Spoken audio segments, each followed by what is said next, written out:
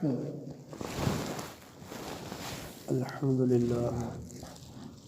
لله رب العالمين والعاقبة للمتقين والصلاة والسلام على سيد الأنبياء والمرسلين وعلى آله وأصحابه أجمعين.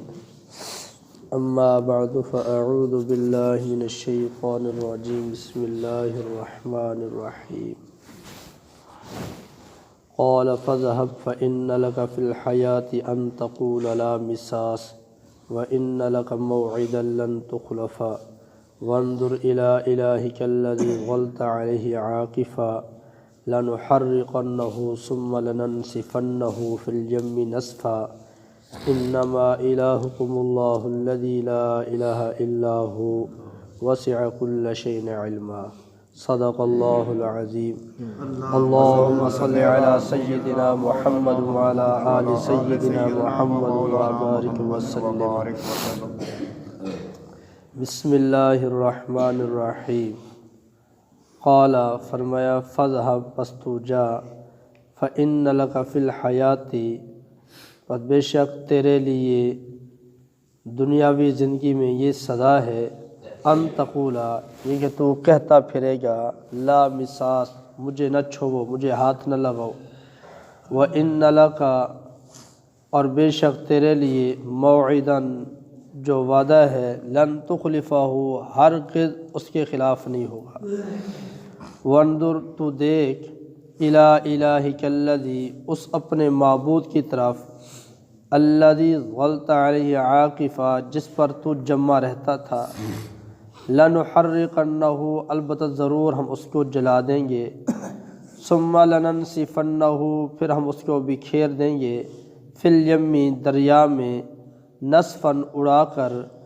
انما الہکم اللہ الذی سوا اس کے نہیں تمہارا معبود اللہ ہے، لا الہ الا ہو نہیں معبود مگر وہی ہے، وسع کل شیء علما ہر چیز کو اس کا علم احاطہ کیا ہوا ہے، گھیرا ہوا ہے.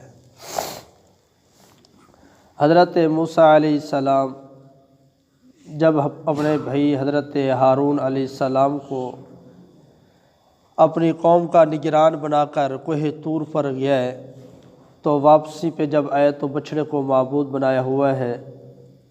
تو حضرت ہارون علیہ السلام نے اپنا عذر بیان کیا تو موسیٰ علیہ السلام نے قبول کر لیا، وہ شرعی عذر تھا. اور سامری نے جو عذر بیان کیا وہ شرعی نہیں تھا، بلکہ اس کی ایک لوگوں کو بہکانے کے لیے، لوگوں کو پھسلانے کے لیے ترتیب تھی. تو حضرت موسیٰ علیہ السلام نے سامری کے لیے بد دعا کی. ان آیات کے اندر یہی ہے کہ حضرت موسیٰ علیہ السلام نے فرمایا تو جا، آج کے بعد تو لوگوں کو یہ کہتا پھرے گا کہ مجھے ہاتھ نہ لگاؤ، مجھے ہاتھ نہ لگاؤ. اب اس کی یہ حالت تو ہو گئی کہ یہ خود لوگوں کو کہتا تھا کہ میرے قریب نہ آؤ، مجھے ہاتھ نہ لگاؤ. کیوں؟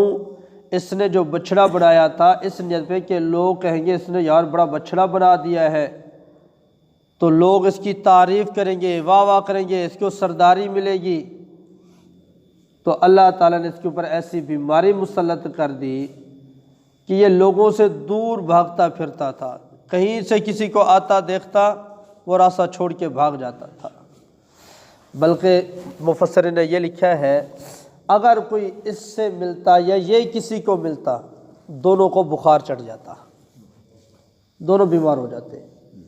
اور بعض مفسرین نے یہ لکھا ہے کہ یہ پاگل ہو گیا تھا، جنون ہو گیا تھا، اس کو لوگوں سے ڈرتا بھاگتا پھرتا تھا، قریب نہیں جاتا تھا. بعض مفسرین نے لکھا ہے کہ اس کو کوڑ کی مرض لگ گئی تھی کہ جو اس کے پاس جاتا وہ بھی کوڑی بن جاتا تھا. تو اللہ نے دنیا میں تو یہ سزا دی کہ کوئی اس کے ساتھ بیٹھ نہیں سکتا، کوئی اس کے ساتھ بیٹھ کے کھا نہیں سکتا، اور کوئی اس کو مل نہیں سکتا، نہ یہ کسی کو مل سکتا ہے. اور آخرت کی سزا تو مقرر ہے.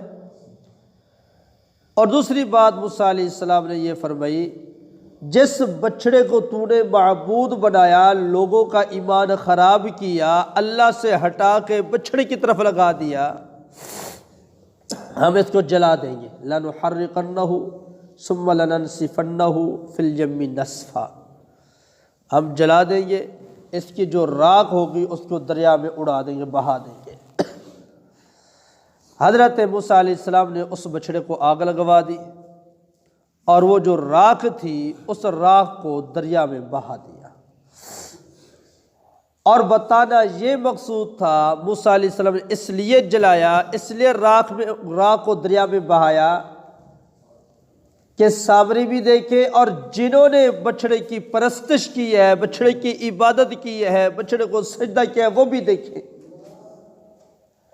اور ان کو پتہ چل جائے کہ جس بچڑے کو ہم نے اپنا معبود بنایا ہوا تھا، اپنا رب بنایا ہوا تھا، اپنا خدا بنایا ہوا تھا، وہ اپنی حفاظت تو کر نہیں سکا، وہ ہماری حفاظت کیسے کرے گا؟ اپنے آپ کو تو نقصان سے بچا نہیں سکا، آگ میں جل گیا، وہ ہمیں کیسے نقصان سے بچائے گا؟ تو معلوم ہوا کہ جو اپنی حفاظت نہ کر سکے، اپنے نفع نقصان کا مالک نہ ہو، وہ کسی دوسرے کو بھی نفع نقصان نہیں دے سکتا، اور جو نفع نقصان کا مالک ہے وہ ایک میرا اللہ ہے، جس کو چاہے نفع دے، جس کو چاہے نقصان دے، جس کو نفع دے کوئی نقصان نہیں پہنچا سکتا، جس کو نقصان دے کوئی نفع نہیں دے سکتا۔ تو جب بچڑے کو آگ لگ گئی، راکھ اس کی دریا میں بہہ گئی، تو بنی اسرائیل کا ذہن بھی ٹھکانے آ گیا، وہ بھی سمجھنے لگے کہ یہ تو ہمارا معبود نہیں ہے، جس طرح مشرکین مکہ نے بنائے ہوئے تھے پتھروں کے، کھجوروں کے، ستوں کے، لیکن جب ان کی کوئی خوشی غمی کا موقع آتا وہ اس کو کام نہیں دیتے تھے، وہ دیتے ہی کیسے، وہ تو پتھر تھے۔ اور جس کو قرآن کہہ رہا ہے، ابراہیم علیہ السلام نے اپنے باپ کو کہا ما لا يسمع ولا يبصر ولا يغني عنك شيئا، نہ سنتے ہیں نہ دیکھتے نہ کوئی کام کر سکتے ہیں، آپ ان کی پرستش کیوں کرتے ہو، ان کی عبادت کیوں کرتے ہو؟ تو عبادت اس کی ہے جو کسی کا محتاج نہیں، عبادت اسی کی ہے جس کے ہاتھ میں نفع بھی ہے نقصان بھی ہے، عبادت اسی کی ہے جو عزت کا بھی مالک ہے، ذلت کا بھی مالک، جس کو چاہے ذلیل کرے، جس کو چاہے عزت کرے۔ تو اس وقت شرک کا طریقہ کچھ اور تھا، آج ہمارے ہاں طریقہ کچھ اور ہے، بھولے بھالے بیچارے پتہ نہیں ہوتا کیا کرنا ہے کیا نہیں کرنا، تو اس کی زد میں آ کے اپنے ایمان کو خراب کر بیٹھتے ہیں۔ جیسے پہلے بھی میں نے عرض کیا تھا، یہ جو ہم سجدہ کرتے ہیں یہ سجدہ اللہ کا حق ہے، اللہ کے غیر کو حق نہیں کہ اس کو سجدہ کیا جائے۔ اب جو اللہ کے غیر کو سجدہ کر رہا ہے یہ شرک ہے، یہ اللہ کی عبادت میں غیر کو شریک کرنا ہے۔ تو اللہ اتنا غیرت مند ہے کہ اپنے ساتھ عبادت میں کسی کو اللہ شریک نہیں کرتا۔ تو جو بچڑا جلا کے راکھ دریا میں بہی تھی، اب لوگوں نے وہ دریا کا پانی پینا شروع کیا۔ جب اس دریا کا پانی پیا، جس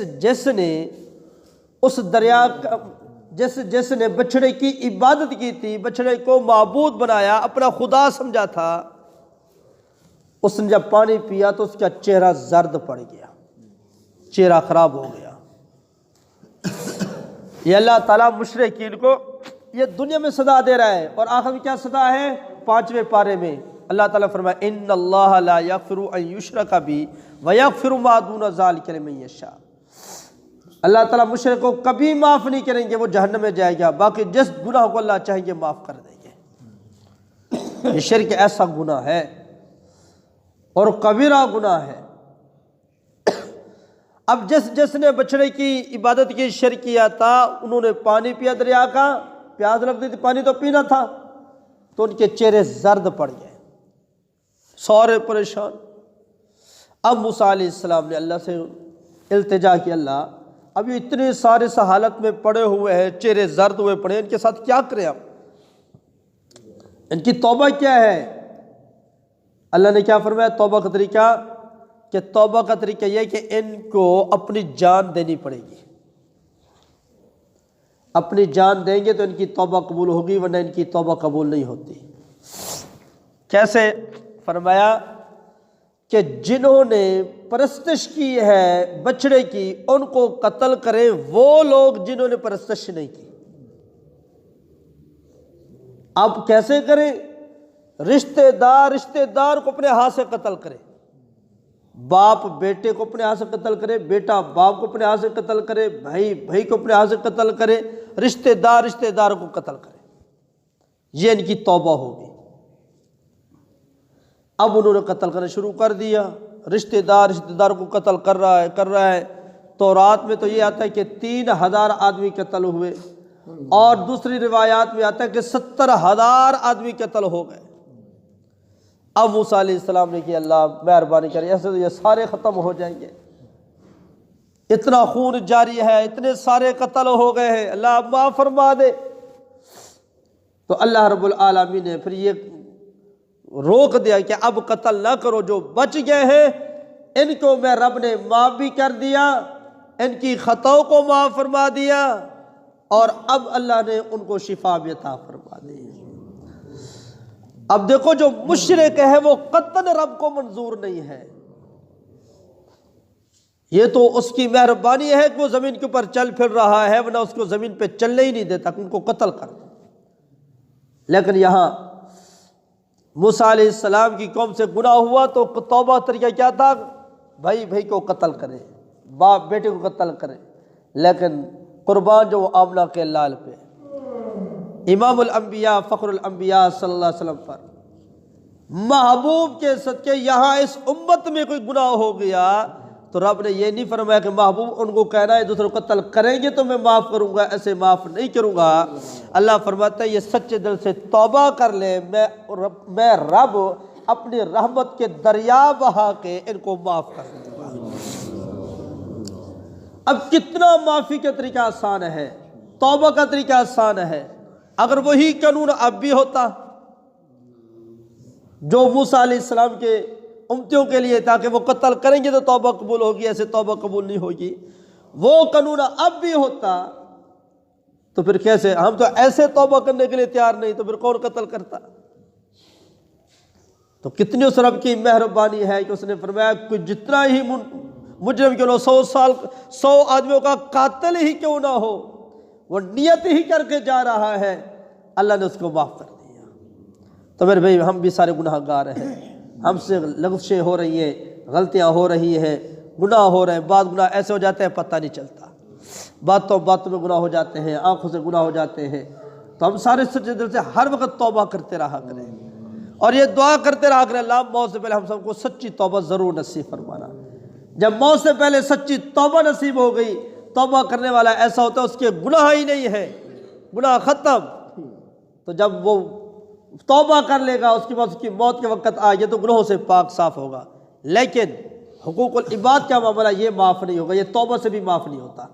کسی کو قرضہ دینا ہے، کسی کو پیسے دینے ہیں، کسی کی زمین کا معاملہ ہے، کوئی حقوق العباد کا جو معاملہ ہے وہ لاکھوں دفعہ توبہ کر لے اللہ تو معاف کر لے، لیکن وہ بندہ جب تک معاف نہیں کرے گا اللہ معاف نہیں کرتا، وہ بغیر توبہ کے معاف نہیں ہوگا۔ اس لیے ہم اپنی زندگی میں توبہ کی کوشش بھی کریں، توبہ کریں، اور جو اپنے لین دین ہے، معاملات ہیں، وہ پیسوں کے ذریعے، وہ زمین کے ذریعے، وہ معاملات کے ذریعے، جس ذریعے ہیں ان کو درست کریں، پتہ نہیں کب موت کا وقت آ جائے۔ یہ معاملات اگر اپنے خراب کر اپنے ساتھ لے گیا کہیں میری قبر خراب نہ ہو جائے۔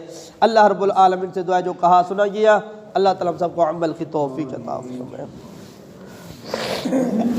اعوذ باللہ من الشیطان الرجیم، بسم اللہ الرحمن الرحیم، الحمد للہ رب العالمین والعاقبۃ للمتقین والصلاة والسلام علی سید الانبیاء والمرسلین، ربنا آتنا فی الدنیا حسنۃ وفی الآخرۃ حسنۃ وقنا عذاب النار۔ اے الہ العالمین جو کہا سنا گیا ہم سب کو عمل کرنے کی توفیق عطا فرماؤ۔ درس قرآن کے جتنے فضائل و برکات ہیں، فیض و انوارات و ثمرات اے اللہ ہمیں عطا فرماؤ۔ درس قرآن کی برکت سے ہم سب کی پریشانیاں، دکھ، تکلیفیں، مصیبتیں، آفتیں دور فرماؤ، نیک حاجات، نیک دعائیں قبول فرماؤ۔ اے الہ العالمین پیارے حبیب صلی اللہ علیہ وآلہ وسلم کے تمام طریقوں پہ ہم سب کو عمل کرنے کی توفیق عطا فرماؤ۔ پیارے حبیب صلی اللہ علیہ وسلم کی سچی تابعداری ہمیں نصیب فرماؤ۔ تمام بیماروں کو شفا نصیب فرماؤ۔ جو کلمہ پڑھنے والے دنیا سے چلے گئے سب کی قبروں کو جنت کا باغ بناؤ۔ ہمیں بھی مرنے سے پہلے مرنے کی تیاری کرنے کی توفیق عطا فرماؤ۔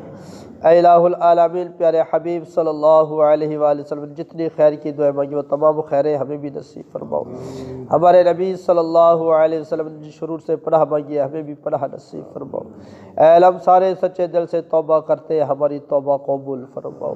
اے الہ العالمین، حسد سے، بغض سے، کینے سے، عداوت سے، شقاوت سے، شرک سے، ہر گناہ سے ہم سچے دل سے توبہ کرتے ہیں ہماری توبہ قبول فرماؤ۔ نیک اعمال کرنے کی توفیق عطا فرماؤ۔ خالصتاً اپنی رضا نصیب فرماؤ۔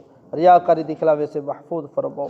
ربنا تقبل منا انک انت السمیع العلیم وتب علینا انک انت التواب الرحیم وصلی اللہ تعالی علی خیر خلقہ سیدنا و مولانا محمد وعلی آلہ وصحبہ اجمعین۔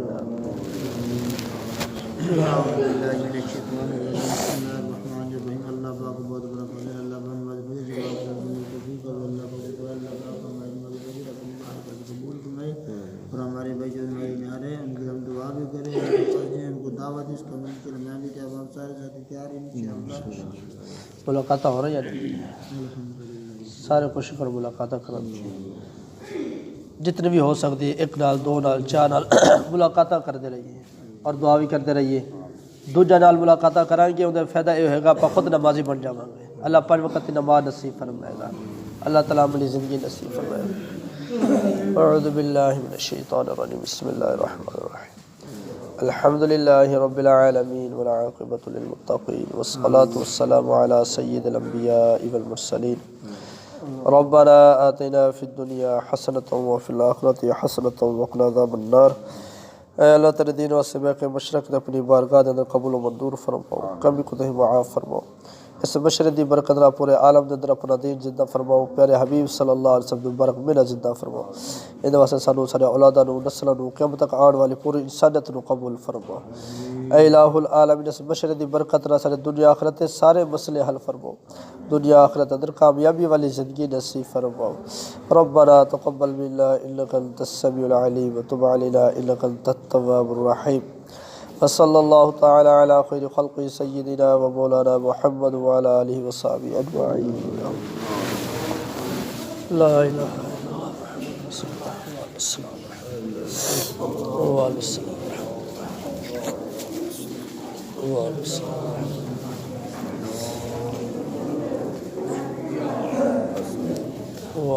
کیا حال ہے؟ ٹھیک ہے، ماشاء اللہ، اللہ تعالیٰ خوش رہے۔ وعلیکم السلام، کیا حال ہے؟ ٹھیک ہے۔ وعلیکم السلام ورحمۃ اللہ وبرکاتہ۔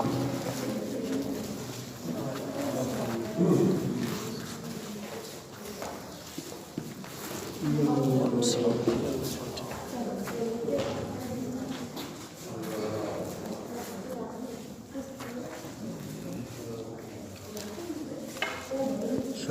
وعلیکم السلام کیا حال ہے؟ اللہ تعالیٰ شکر الحمدللہ۔ اپنے بھائی سے نہیں ہوئی جی اپنی ماں ہے بھینس آس ہوندی تیرا نہیں پی